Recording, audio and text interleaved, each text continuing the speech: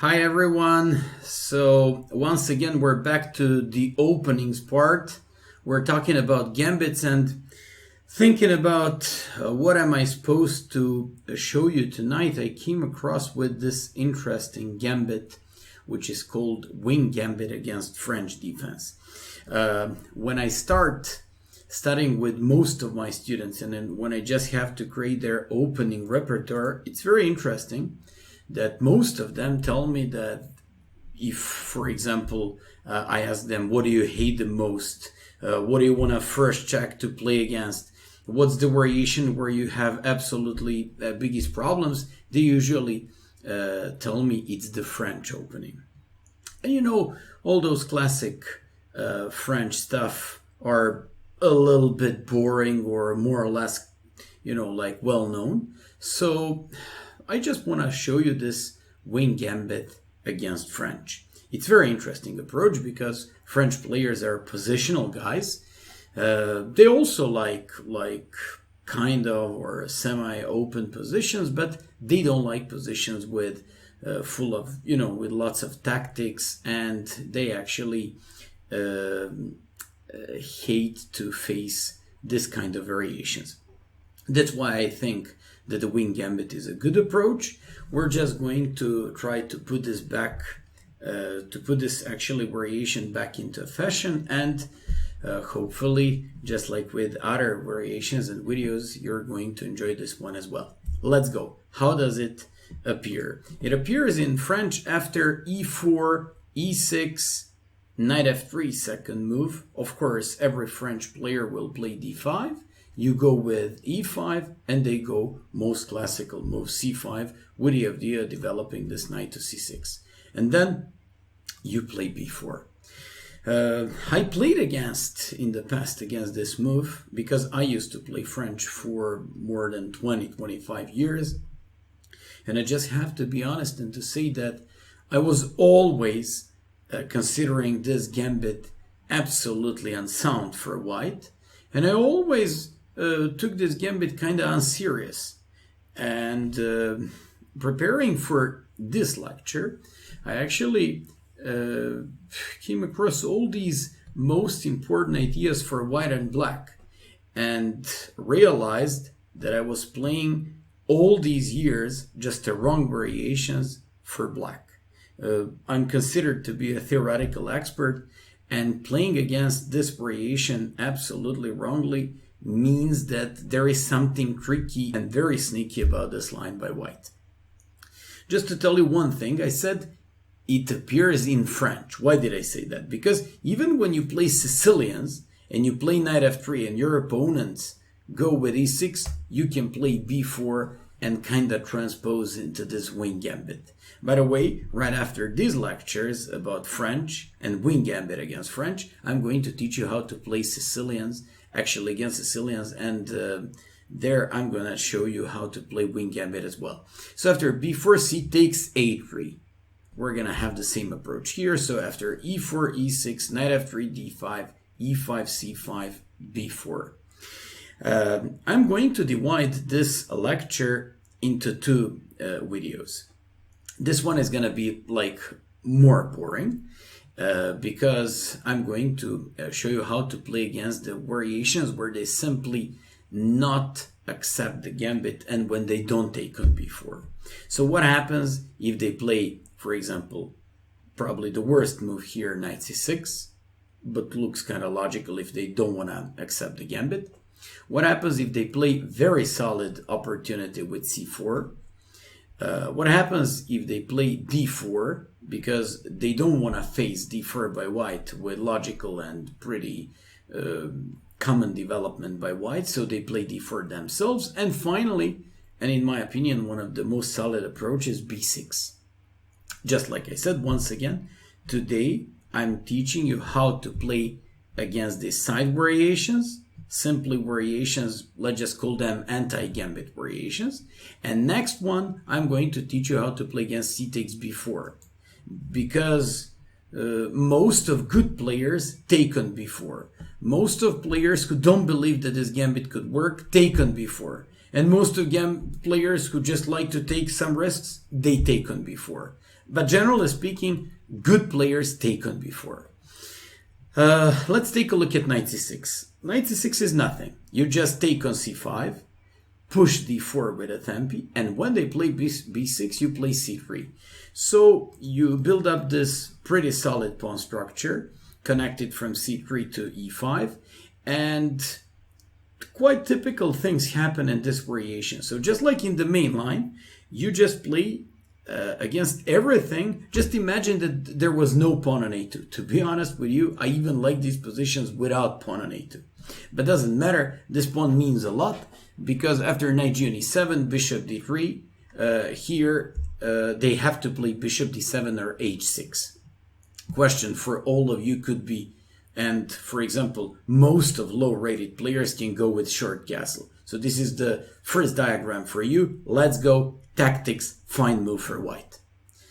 It's called Greek gift, and you just go with bishop takes h7. So when the king takes h7, you play knight g5. If king g8, queen h5, it's important that black doesn't have any piece to defend h7 in this diagonal, whether it's queen, knight, or bishop.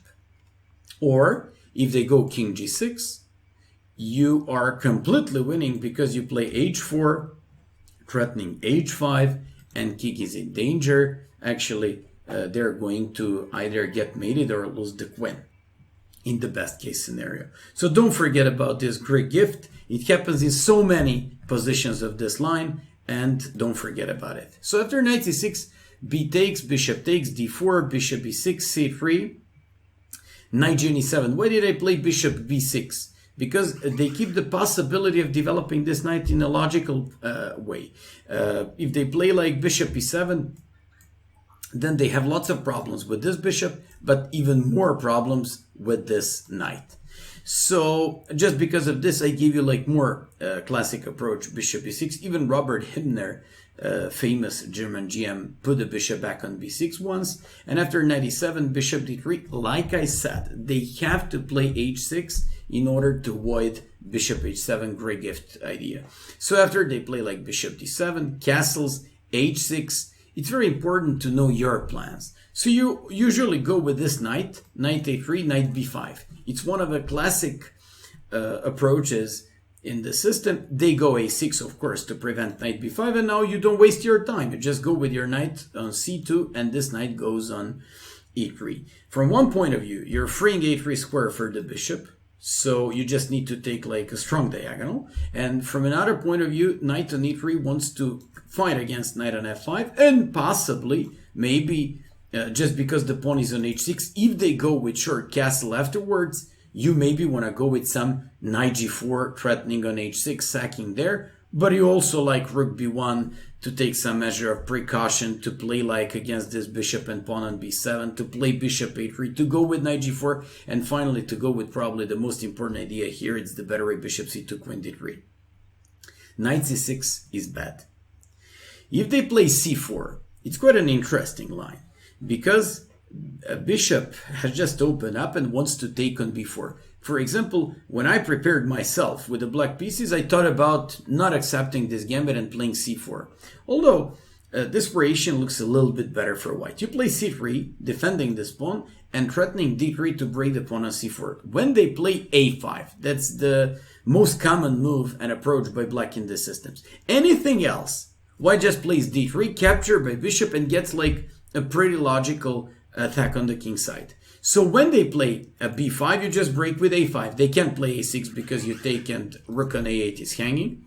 If they take, you can even break this pawn on c4 or take on a4. Your position is just good, and position looks pretty bad. That's why I believe they're forced almost to play a5 and to break these pawns. Looks like pawn on b5 is kinda in the middle of nowhere, but at the same time it stops knight c6.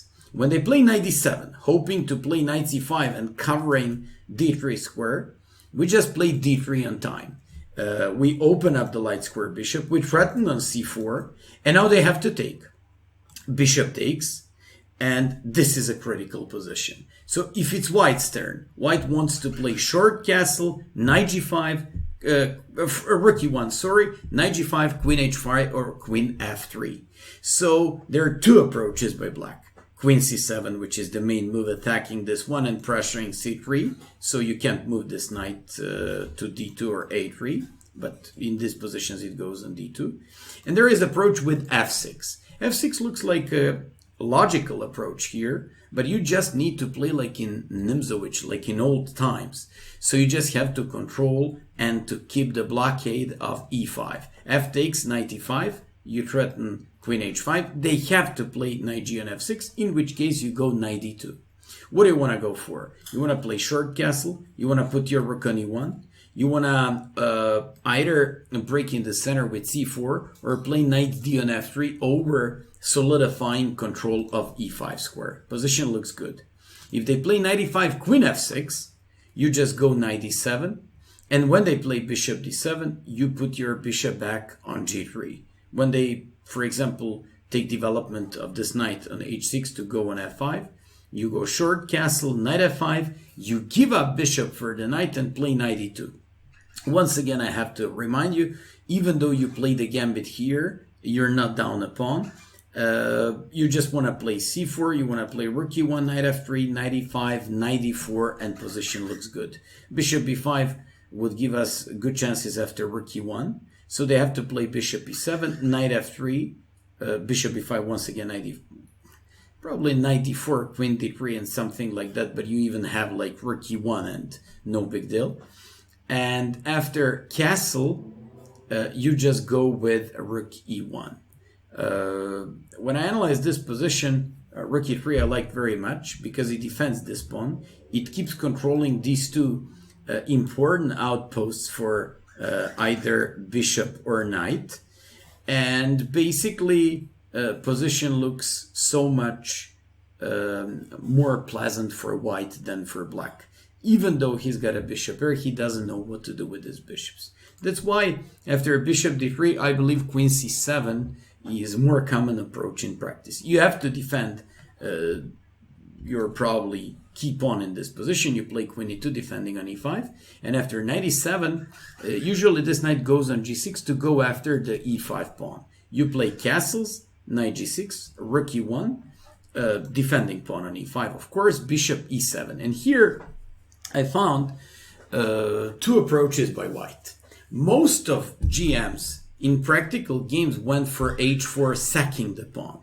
But nowadays, engines have absolutely simple approach. They just go with g3, and the idea is pretty much the same. Idea is h4 and h5. Here I just want to point out one thing. Whenever you see knights of your opponents on the edge of the board on g6 and b6, g6 knight should be chased away with h4 and h5. Knight on b6 should be chased away with a4 and a5. G3 also restricts this knight. It doesn't stop, actually it doesn't allow knight f4 at some point. So after knight c5, you always need to keep an eye on the light square bishop, castles, and then you go with h4, chasing away this bishop with a tempi threatening h5 and h6. They have to play f5, e takes, bishop takes, you play knight g5. Strong move, and almost immediately gets winning position for white. First of all, you point out how weak is in all moments this pawn on e6, but actually that's the secondary thing behind knight g5. Knight g5 threatens knight h7, followed by queen h5, threatens queen h5 on the spot, and basically in some moments threatens h5. Literally, black would have to take with the bishop, then you take by the bishop, you got a bishop pair, you have all great prospects to attack here. You can even play like, of course you're threatening h5 afterwards, and it's very, very difficult position for black to hold the game. That's why I'm of opinion that c4 looks better than it really is in practice. Then they can play d4. d4 is aimed against main idea by white. It's when black takes on d4 to play d4 at some point. Makes sense, but brings nothing. After b takes, bishop takes. I remember Kasparov played one game in Blitz against somebody, I believe it was in St. Louis. 2 years ago. And he came up with this very interesting approach, bishop d3. Bishop d3 doesn't only block the pawn on d4. It goes on e4. It gives white idea to go with a queen, queen e2, queen e4. Queen on e4 can attack h7, but can also go on g4. And this is a very, very useful way of building up an attack on the king side. I want to remind you, they have to play knight c7. Those who play fast, knight e7, castles, and who are just taught like make castle and complete your development, once again, for the second time, you just have a great gift sacrifice. Bishop h7, king h7, knight g5, and you're winning. Because of that, they have to play knight c6, you go queen e2, castles, and here you have a move that at first glance it didn't seem to me that special for white, but when I had like a second look at the bishop a3, I like this position so much. Idea of this move is to actually weaken d6 square, and is to trade the dark square bishops off, and all of a sudden to transpose this knight via a3 and c4 or b5 to d6. So after, for example, bishop a3, this knight goes on b5 or goes on b1 over a supporting e5 pawn and play knight g5. When they play b6, it doesn't change the evaluation. You take, play queen e4 threatening mate in 1. And when they play g6, you go knight a3 with idea knight c4, knight d6 or knight b5, knight d6. Idea is the same. You just want like full control of the dark squares. You already have it. And bishop on d3 does a great job because knight on f5 in many variations wouldn't be able to jump because you're going to easily and gladly give it up for that knight. Finally, if you ask me for bishop d3, knight c6, castles, queen e2, castles, bishop a3, it's the same type of game. White is always better. Of all these previously seen variations, I believe that the most interesting approach against the wing gambit in French, if you already decided to decline this gambit, is b6. It's probably the most solid one. And with this one, we're going to finish this first chapter. And in the next lesson, you cannot even imagine what kind of excitements you're going to get. After b6, just like I said, in my opinion, solid French players who don't like to take any risks should try out this variation. It gives tiny better game to white and position without much wildness, which is basically the idea of players who go with this line with the white pieces. So you play c3. Idea of c3 is to, if they capture, to be able to take on b4 and all of a sudden to build up a good structure, because they can never capture, you have queen a4 check-in to win the piece.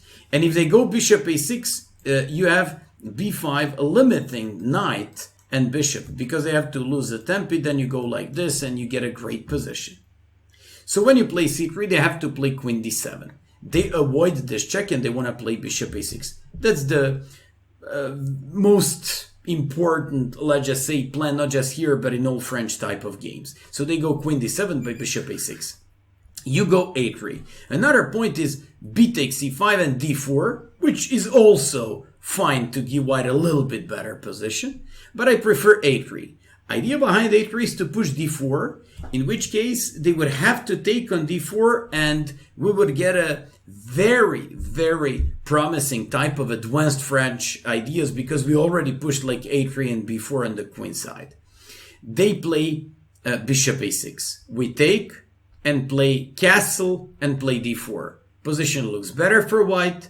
It's not a big advantage, but after b takes, and a4, you want to play bishop a3 and looks nice. I tried to show you like few more moves here, like bishop a3, your queen goes on d3, and you're just slightly better because you want to put your rook on the c file, play rook c5 and double your rooks.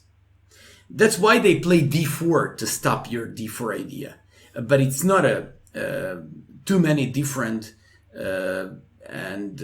from the line that we've seen in this lesson. So you just go with the bishop d3. They take, you take, and here you just open a possibility to develop this rook via a2 and to go on the open d file. So I'm going to end this lecture with the correspondence game between two players played like 20 years ago, but I kind of like this game very much. Bishop b7, castles, knight c6, queen e2. Logical thing to open the d file, to drag your rook on d1 and to play rook a2, rook d2. Rook b8 threatens the bishop on d3 and plays bishop b5. Important is that he cannot get rid of this bishop, which is a very annoying piece on b5. So they play knight g on e7, rook a2, finding a good way to solidify and, of course, at the same time activate this rook. Queen c7, bishop g5, finding a good way to go with this bishop to pin this knight and, in the worst case scenario, to put it back on h4 and g5. That's exactly what happened. And at the same time now opens up possibility to go on f6 or d6 with this knight. That's exactly what happened.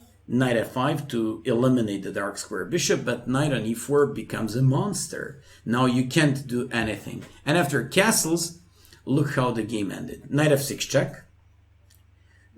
Thought that capturing on f6 and capturing on g3 would give him something. But it cannot give you anything if your king is so weak with his pawns being on h6 and g5. After f takes g3, rook d5, this game ended in 5 moves. Bishop d3, threatening queen e4 mate. Played c takes b4, not immediately mate because of rook f5. A takes b4, opening up the a rook to attack the pawn on a7 afterwards. a5 getting rid of this weakness, bishop e4, and playing c4. Nice move to remove this rook from going to f5 in some moments.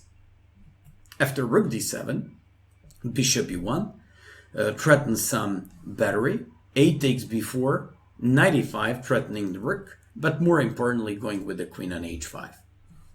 After rook d4, queen h5, and resigned. Great game, correspondence game, absolutely checked on engines, so you feel free to do any of these lines in practice and enjoy. Just like I said, even though you find this lesson a little bit boring, next lesson is going to be like full of excitements, full of tactical positions and things that you'll have to find by yourself, but also it is going to be something completely creative, new and full of aggression, so for all of you who like to attack. Thank you all for watching and see you very soon. Bye bye.